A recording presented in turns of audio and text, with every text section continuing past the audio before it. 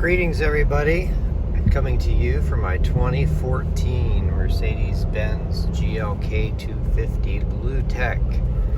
I have 158,200 miles on it, and I bought it with 144,300 on it, so just shy of 14,000 miles that I've put on it.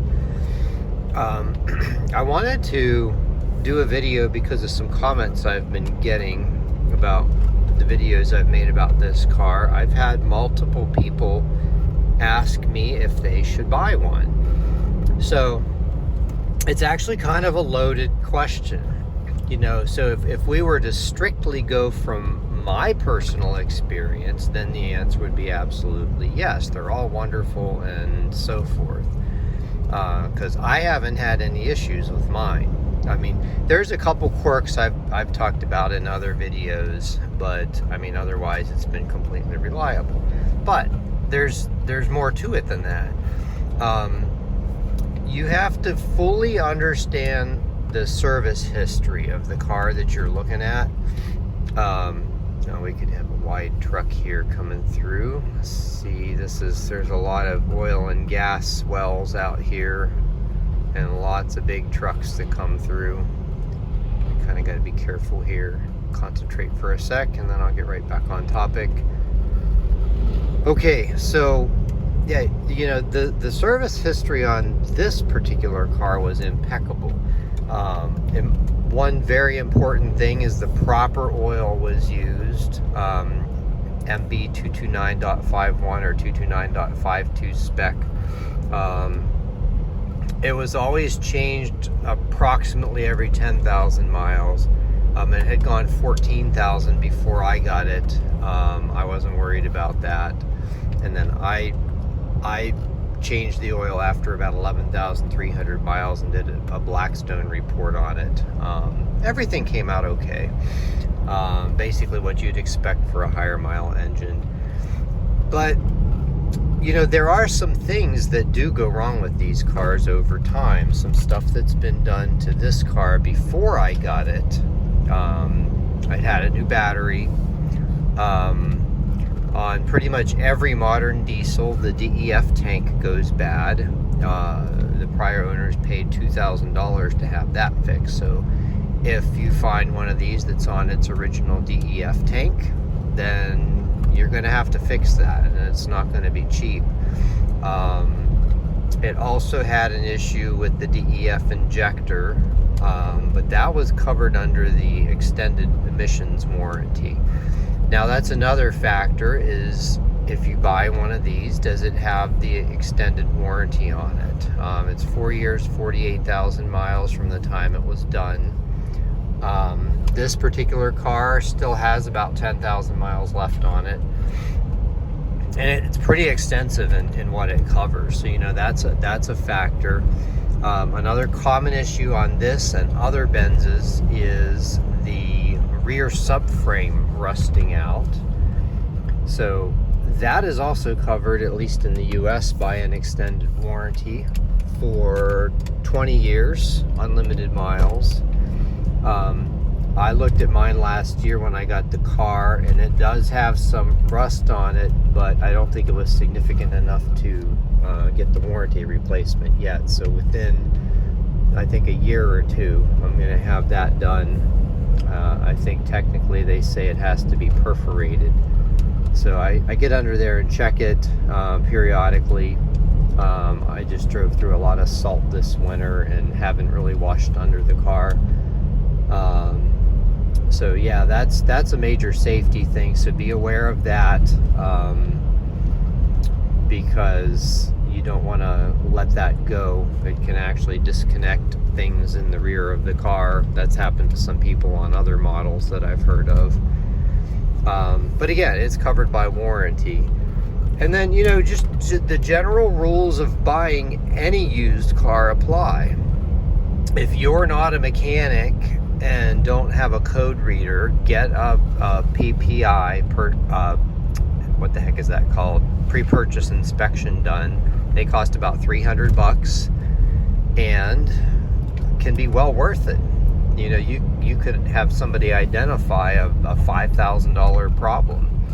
Another, you know, again, another important thing is maintenance and service history. You know, did they periodically flush the brake fluid every couple years, 2-3 years? Was the transmission oil changed every 70,000 miles? Things like that, regular service history, really contribute to the longevity. And again, you know, was the right oil used? If you use the wrong oil, there's a lot of people that have misinformation about what oil to use, or they don't believe the Mercedes Benz recommended service products, and they use just regular Mobil 1 in one of these, which is not designed for a diesel engine. It'll cause problems. Oil that's designed for a diesel engine is designed to handle the soot that gets into the oil. One thing you'll notice on a diesel engine, if you change the oil and you run the car for 5 minutes, the oil's immediately black, and that's normal. The proper oil is designed to handle that. I believe that can lead to not only sludge if you're using the wrong oil, but regular gasoline engine oil also has higher, they're called SAPs. What is it? Sulfur, ash, phosphorus. I don't remember exactly. And that can pollute your DEF or DPF, diesel particulate filter.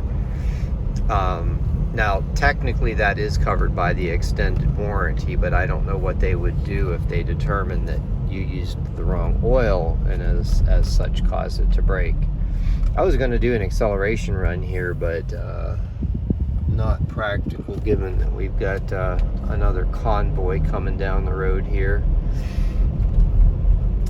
Yeah, they must be starting up a new rig or something like that. I don't think I've ever seen quite this many in one day. That's the only drawback of driving on these backcountry roads here where I live, is you have a lot of this nonsense. Anyway, so yeah, I mean, overall, based on my experience, I would absolutely recommend one of these. A properly maintained and properly sorted example is a great car. I think that the engine in this car, it's called OM651. I think that it is one of the best Mercedes Benz engines ever built. The engine itself on this car really hasn't had any trouble in the service history of the car that I've seen. Same with the transmission. The 7G Tronic Plus is a really good transmission, again, if it's properly maintained. I fully expect those components to pretty much last indefinitely. One other thing to check, I just thought of this on the car. So I was talking about the rear subframe rust and how that's covered by warranty. But when I was under there last year inspecting the rear subframe, I looked up above, on the metal up above that makes up the floor of the trunk, basically, and maybe the floor underneath the rear seat. And there was some significant bubbling, rust bubbling, starting there. I actually got under there with Extend Rust Converter and painted everything that I could see to kind of slow that process down. But I think left unchecked, maybe after, I don't know, 15 years, one of these cars will have holes in the body. So, you know, in that sense, I don't think that part of the car is very well built. Now, in terms of like the electronics, I don't think there's ever been any issues with any of the electronics, the screen, the instrument cluster, windows, climate control, sunroof. This particular one has the pano sunroof.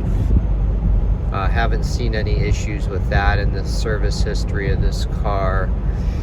So I think from that perspective, it's all pretty sturdy. As far as the suspension goes, it's been pretty sturdy. I think the only thing they replaced were a couple sway bar end links. They were replaced, I don't know, 30 or 40,000 miles ago. Other than that, the suspension has been holding up pretty well. Brakes last a reasonable amount of time. I think, I don't know, it's anywhere between 40 and 90,000 miles on brakes. A lot depends on how you drive, but you got to check out all those details. How are the brakes? How are the tires? Do you need to do a service on the car? When I bought this one, it had the original coolant in it. It's fortunately, it's actually pretty easy to drain and fill the coolant. It's a little tricky to bleed it. If you want to do that on your OM651, let me know and I can maybe give you some more tips on that. In short, I just basically kept burping the system, like squeezing the radiator hose with my hand and keeping the defrost on, and I think it took about 10 minutes to bleed, maybe 15, something like that. And you know it's fully bled when you have heat coming out of the top, when you have it on the defroster and on the hot setting. So anyway, yeah, so a long answer to a short question. Should you buy one of these? You know, if the car checks out and you've inspected it properly and you know everything about it, then yes. If you know you don't know anything about the history,